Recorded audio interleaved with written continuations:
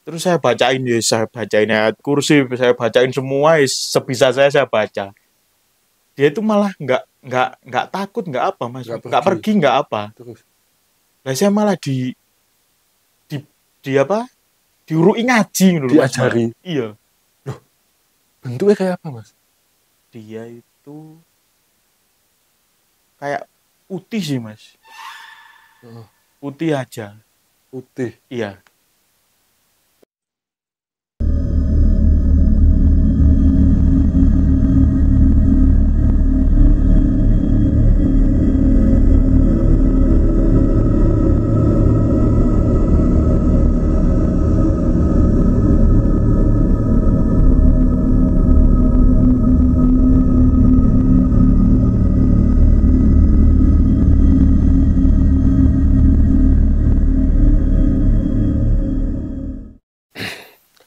Oke, kali ini di samping saya sudah ada Mas Al. Apa kabar Mas? Alhamdulillah sehat. Saman asli Mas Lakon. Mana ini Mas? Saya asli sini saja. Asli Batu yo. Asli Batu. Asli Batu. Jadi pengalaman mata batin ini asline saman sebelumnya paham gak lek saman niku duwe kemungkinan iso buka mata batin niku Mas? Kalau itu saya sebelumnya ndak pernah ada tahu kayak gitu, ndak pernah saya tahu. Oh, nggak tahu ya, nggak tahu. Yang nggak paham blas tentang mata batin Mas. Nggak. Langsung sing kaitan sampean paham iku usia kapan Mas? Usia piro Mas itu? Kalau itu sih saya usia sekitar 16 jalan ke 17 itu. Pertama-tama itu kan saya ikut sebuah kesenian. Mas, kesenian apa iku? Bandengan. Oh iya, di Batu memang marak ya teman-teman. Di Batu bandengan, kuda lumping itu semua kesenian itu yang bagi kalian yang belum tahu itu memang melibatkan makhluk halus. Jadi puncak acaranya itu biasanya memang ono mediumisasi spiritual. Betul, mediumisasi lah ya teman-teman seperti itu. Jadi waktu itu sampean aktif Mas yo di bandengan itu? Ya, dibilang aktif ya aktif lah. Lama Mas ikut itu? Mulai dari saya SMP udah ikut. Loh, mulai SMP sampean wis aktif ya? Tapi waktu itu ya belum ada yang beritahu saya kalau saya punya mata batin yang bisa dibuka. Setelah saya berkecimpung di dunia kesenian itu udah lama, adalah satu orang itu yang dia bilang ke saya, Samen itu punya mata batin Mas, yang bisa dibuka. Loh, Samen kok bisa bilang gitu Mas? Saya dari orang, maksudnya saya orang biasa. Menurut saya orang biasa. Ternyata dia bilang itu saya ada turunan dari Ponorogo. Memang ayah saya dari Ponorogo. Ternyata kakek saya itu emang dari dulu itu ya juga penggiat seni. Terus di Ponorogo. Oh iyalah. Kalau di Ponorogo kan terkenalnya reok kan Mas ya. Kalau di sini kan kalangan tertentu kalau untuk reok. Oh, jadi yang apa? Pertama yang menyadari kalau Mas Ali ini punya mata batin yang bisa dibuka itu malah temennya, bukan sampean. Teman saya, bukan saya keluarga. Sendiri. Bukan. Oh, jadi keluarga pun nggak ada yang tahu. Nggak ada yang tahu, Mas. Langsung setelah sampean tahu keterangan dari teman sampean, sikap sampean lah waktu itu, perasaan sampean Mas. Ya saya gini, masa saya ada kelebihan kayak gitu sih? Soalnya yang selama itu saya rasakan itu enggak ada. Oh, enggak ada menjurus ke sana. Enggak ada. Oke, langsung Mas. Kok tiba-tiba kebuka itu sampean sengaja opo ada momen-momen yang akhirnya membuat itu terbuka? Ya memang saya sengaja untuk membukanya. Opo Mas kok sengaja? Maksudnya penasaran kayak opo? Ya kepingin tahu lah gimana dunia. Oh iya betul. Langsung Mas, sampean akhirnya dibuka Mas iki mata batin. Dibuka. Sama teman saya itu tadi. Oh, Mas untuk prosesnya gimana Mas? Kan kita juga penasaran jirek yo opo. Sebelumnya itu saya enggak begitu ingin untuk membukanya itu enggak Mas. Sebetulnya enggak. Cuman iseng-iseng aja di pikiran ada kepingin buka, tapi setelah berjalannya waktu nggak ada keinginan lagi. Terus kok ada teman-teman bingung lah. Iya bingung. Terus kok ada teman ya namanya di kesenian kan ada anak kesurupan, ada apa gitu. Penasaran. Nah, itu pertamanya gini Mas. Jadi saya itu nggak posisi di tempat anak-anak yang main gitu, enggak. Saya itu di rumah. Oh, jadi nggak ikut pentas? Enggak. Oh, nggak Saya ikut di rumah. Terus itu ada anak kesurupan. Itu nyari saya. Nyari saya. Padahal saya kan posisi nggak ada di situ. Saya posisi di rumah. Jadi nggak ikut show, tapi anak sama. yang kerasukan itu nyari saya. Langsung Mas, langsung. Lah itu pertama saya gitu, ditelepon, di WA. Kamu cariin anak ini. Tak datangin lah. Kenapa? Dia katanya nggak mau pulang kalau nggak sama saya. Nah saya sendiri nggak tahu loh Mas. Oke Mas, sebentar. Nggak tahu dunia gitu. Sebentar. Maaf ini saya potong Mas Yo. Itu di usia 16 jalan 17. 16 jalan 17. 16 sih SMA. Ya waktu saya SMA. Pertama kalinya atau itu sebelum itu udah pernah nyembuhin? Sebelum itu udah pernah nyembuhin apa itu baru pertama kali? Udah pernah, tapi ya pas waktu saya ikut show. Oh, sama kayak ikut karnaval gitu. Dicari. Iya. Kayak yang jadi macan gitu, yang ngerangka. Mas Al mana nih, minta tupa, minta minyak, tak kasih kan waktu itu saya emang yang bawa. Oh gitu. Tak kirain kan, maksudnya pikirannya nggak sampai segitu Mas. Saya mikirnya cuman, oh mungkin saya yang pegang tupanya, pegang minyaknya, dia minta ke saya. Enggak. Langsung setelah Samen gak ikut show, tiba-tiba ada yang nyari sampai rumah. Samen ngerasa loh. Ada apa di diri saya gitu. Terus Mas, Terus itu waktu itu ya saya datengin ke tempatnya anak-anak main itu. Ada apa? Oh ini nggak mau, gak gelem waras lek gak sing ngulehno awakmu. Nggak mau sembuh kalau nggak Masnya yang mulain. Iya. Nah sedangkan saya ini nggak tahu apa-apa loh Mas. Iyalah yo. Nggak tahu apa-apa. Terus yang pendekarnya yang asli itu bilang ke sesepuhnya. saya, sesepuhnya bilang, minta sama sampean Mas. Dari tadi dia mulai jam 12 sampai sekarang jam 2. Dia nggak mau pulang. Jadi dia itu masih kesurupan. Selama 2 jam. Setannya nggak mau keluar. Nggak mau keluar kalau nggak sama saya. Akhirnya? Ya akhirnya setelah saya datang, saya tanyain kamu dari mana, minta apa. Oh jadi sampean nanyain ya interaksi, nanyain apa sih maunya setan itu. Nyambung Mas, connect yo. Ya itu kan maksudnya udah masuk ke tubuhnya anak itu Mas. Jadi kan secara tidak langsung mintanya kan udah bicara. Iya betul sih. Masih bicara itu. Setelah ketemu sampean, dia mau pulang Mas? Mau pulang. Dia cuman minta minum air putih kayak bunga kembang kantil itu Mas. Oh kembang kantil, bunga kantil. Nah kejadian kayak gitu itu Mas, sekali apa sudah pernah beberapa kali apa gimana?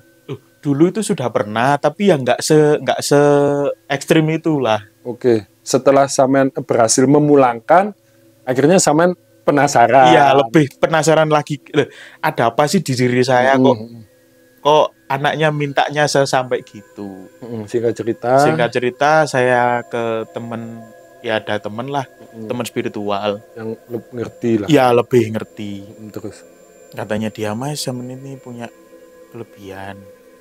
Nah kelebihan apa Mas? Samen ini ada turunan dari Ponorogo itu tadi. Tuh, keluarga saya tidak pernah bilang Mas kalau kakek saya kayak gitu, ada keturunan dari Ponorogo gitu. Setelah itu saya dibaca-bacain. Enggak, dikasih tahu silsilahnya gitu. Oh, dikasih tahu dulu silsilahnya. Jadi Mas Al ini memang ada silsilah dari Ponorogo yang punya kemampuan lebih tentang spiritual. Dan akhirnya mata batinnya dibuka Mas. Iya. Itu setelah saya jalan sekitar 2 bulan. 2 bulan maksudnya? 2 bulan setelah kejadian yang itu. Oh, setelah kejadian anak kesurupan tadi. Iya. Setelah dibuka Mas, apa yang Mas lihat Mas? Lama gak bukai Mas? Kalau bukanya itu paling sekitar 4 hari kalau nggak salah. Jadi Kan sama ada ritualnya. ritualnya apa aja Mas kalau boleh tahu? Bisa diceritain nggak dari Iya. dari Maksudnya, awal ritual sampai iya. akhirnya? Ritual untuk membuka mata Iya. batin ini yo. Kita ngomongin ritual membuka mata batin. Ritualnya untuk membuka mata batin Waktu itu itu apa aja? Mas? puasa Mas yang Oh puasa ya yang pertama pasti. itu. Yang Yang pasti puasa, terus mandi di apa? Sumber Sumber. 7.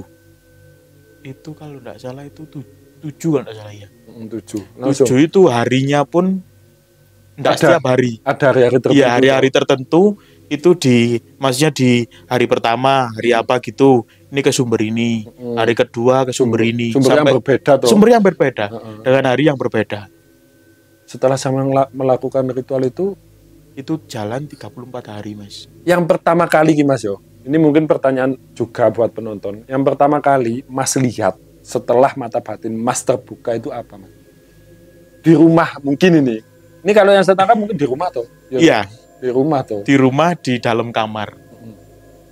Sampean lihat apa itu? Di dalam kamar itu saya lihat orang tinggi, Heeh. besar, pakai jubah, pakai serban, bawa tongkat. Di kamar. Ya. Itu Apain itu orang? Dimai. ya diam berdiri di depan saya. Apa Mas yang sama rasakan betul? Enggak shock kan Mas? Ya shock Mas, yang saya tiap hari lihat, ya temen lihat, ya lihat orang gitu. Nah, itu kok tiba-tiba lihat gitu. Terus saya tanya teman saya, itu siapa Mas? Itu Mbah Isamean. Loh, Mbah saya gak gitu. Mbah saya itu pacaane iku klambine ireng-ireng.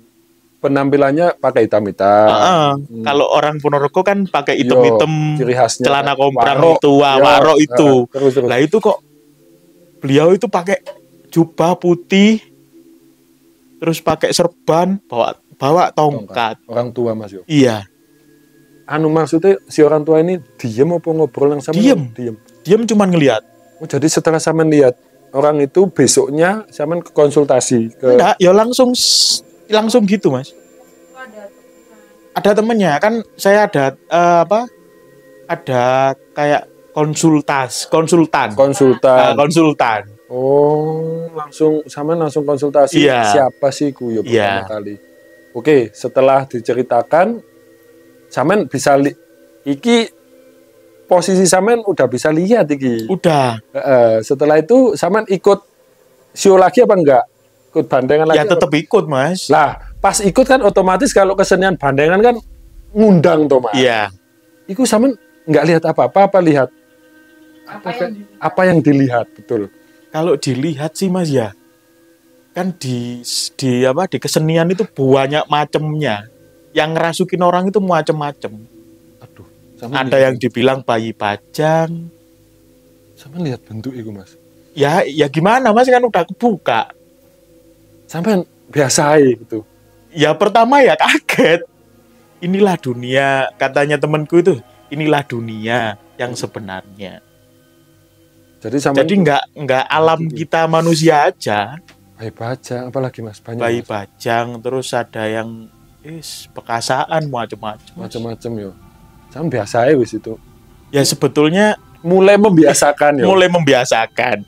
Aduh. Nah, ini gini Mas.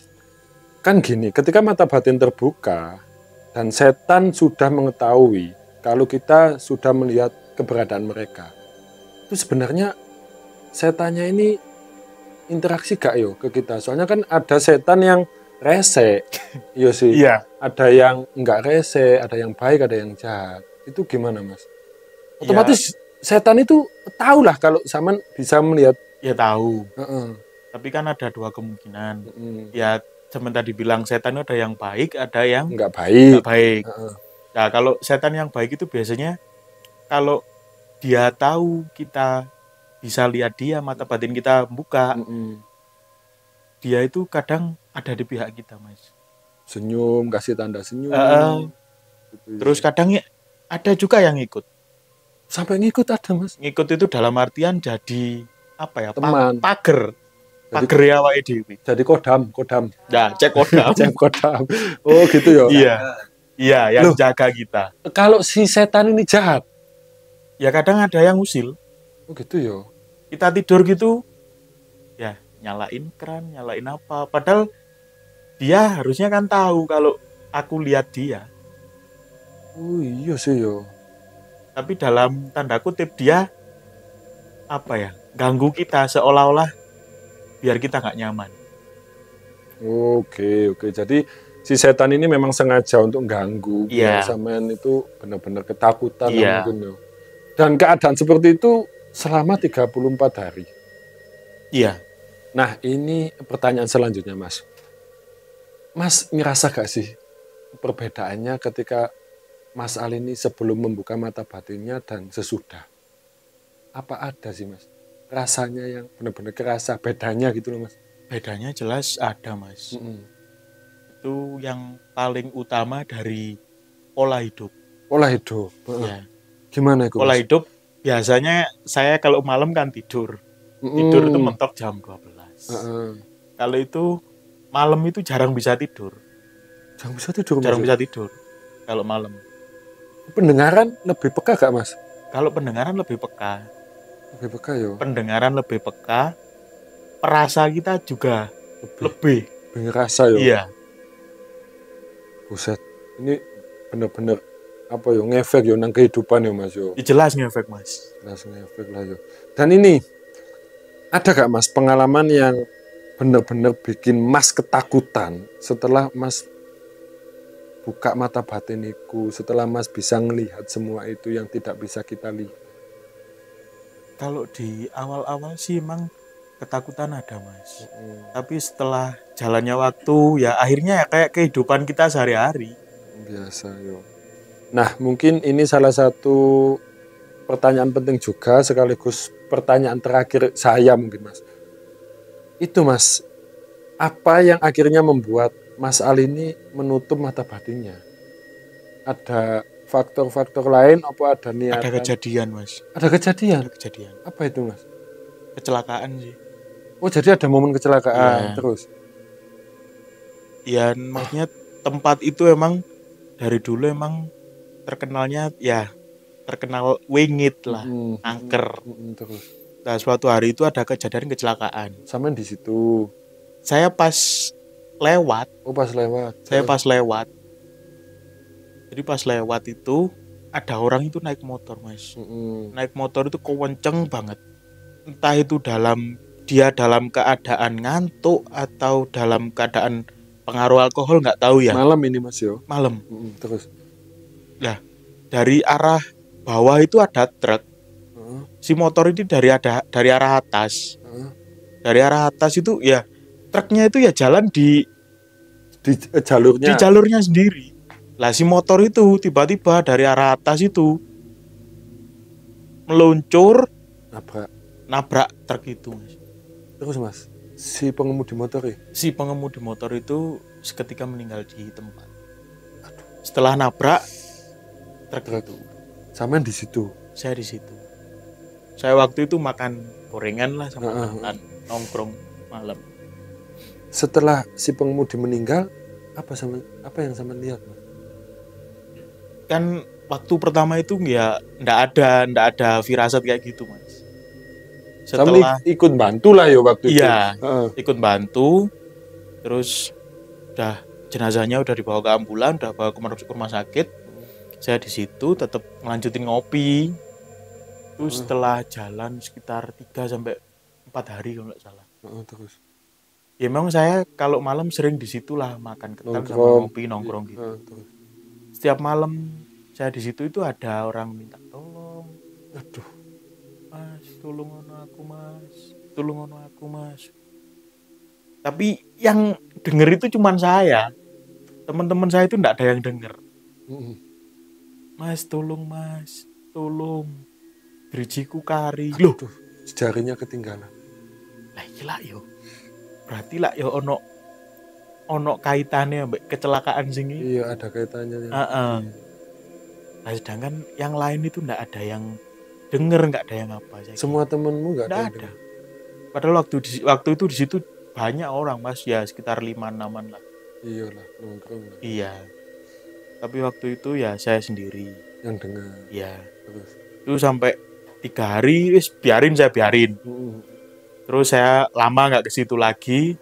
Pas waktu saya ke situ, itu kejadiannya sebelum 40 hari kalau nggak salah. Si korban tadi itu. Iya, sebelum 40 hari itu saya ke situ lagi nongkrong. Dia itu kalau pertama dulu itu cuman suara. Kalau yang terakhir ini yang bikin saya makin feelingku gak enak gitu. Feeling iya makin ganu itu. Terus orangnya nampakin. Gimana? Bisa hancur, Mas. Aduh. Ya kan si korban tadi, Mas. Iya. Kan trek sama sepeda motor itu kan.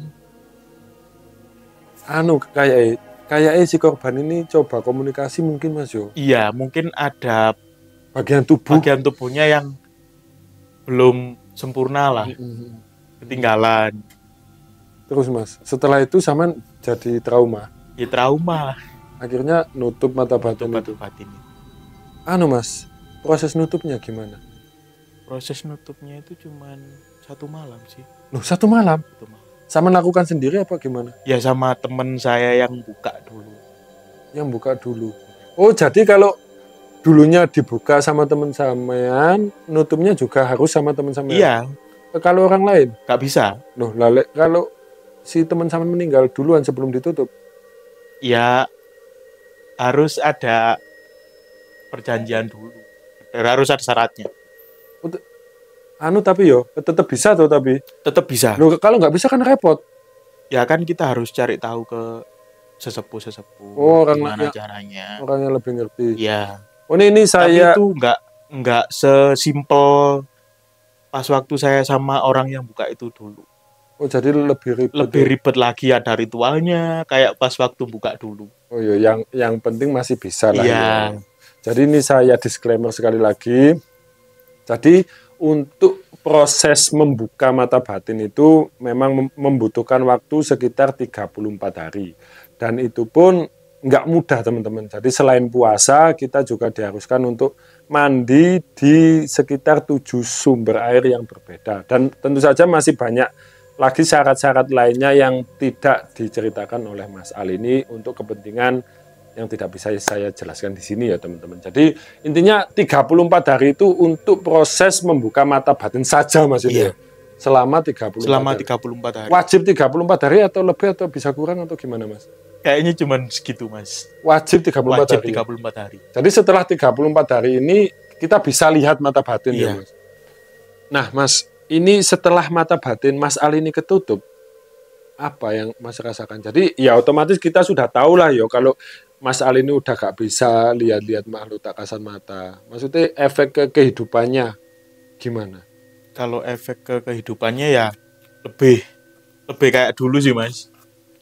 Lebih ke kehidupan sehari-hari, untuk pola hidupnya lebih teratur. Jadi benar-benar normal, Mas. Iya, untuk tidurnya lebih normal. Tapi untuk ada satu hal yang masih bisa saya rasakan sampai sekarang. Apa itu, Mas? Kalau ada ya makhluk-makhluk kayak gitu datang gitu loh, Mas. Datang itu bener saya nggak bisa lihat, tapi saya ngerasa. Sampai sekarang? Ya. Jadi memang ya kalau udah punya darah bisa buka mata batin itu pasti. Nggak bisa sepenuhnya benar-benar ketutup, nggak bisa. Nggak bisa. Memang maksudnya yang dibicarakan ketutup itu matanya. Tapi untuk hati sama perasaannya nggak bisa ditutup, Mas. Iya sih, Mas, betul.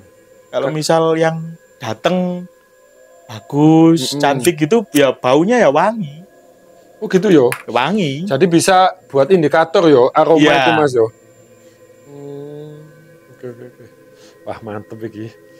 Kalau saya pergi kemana gitu, wah, baunya wangi, wah, pasti orangnya cantik. Terus kalau kayak bau wong nunu pogong lho, Mas. Bakar singkong. Ya, bakar pogong ya bekasaan, pocong. Aduh.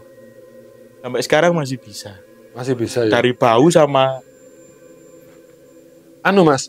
Mas itu kan kita ini tadi dengerin cerita Mas Al ini kan udah, maksudnya kejadian ini yang Mas alami ini kan udah lama banget tuh, Mas. Iya. Udah Mas usia berapa tadi? 17, 16 jalan 17. Sekarang nggak ada niatan lagi ya buka mata-mata batin? Enggak, Mas. Kenapa? Udah pensiun. Udah Udah pensiun dari dunia. Udah nikah. Iya. Ya kalau mau buka kabar-kabar Mas. Mas ini mungkin pertanyaan konyol Mas yo. Mas, apa memang benar Mas? Nggak semua orang ini bisa membuka mata batin nih Mas? Enggak semua orang. Nggak semua orang ya. Itu Jadi bisa dari faktor apa aja? Keturunan? yang paling utama itu dari keturunan. Keturunan. Jadi kalau misalnya mbak, buyut kita bisa buka mata batin, kita juga berpotensi bisa. Selain keturunan ada, loh kalau misalnya saya nggak ada keturunan nih Mas, tapi saya kepingin buka, saya ikut puasa, habis itu saya melakukan spiritual, ilmu-ilmu spiritual gitu, bisa nggak? Oh bisa yo. Tapi prosesnya lebih lama. Oh nggak semudah sama. Nggak semudah. Oh jadi kalau yang punya keturunan itu punya kelebihan tersendiri atau privilege ya mungkin ya.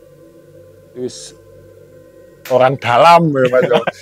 Jalur dalam. Soalnya darahnya itu loh Mas. Iya betul, darah itu penting. Oke, ada yang tanya. Apa kek kalian takon apa? Cukup ah.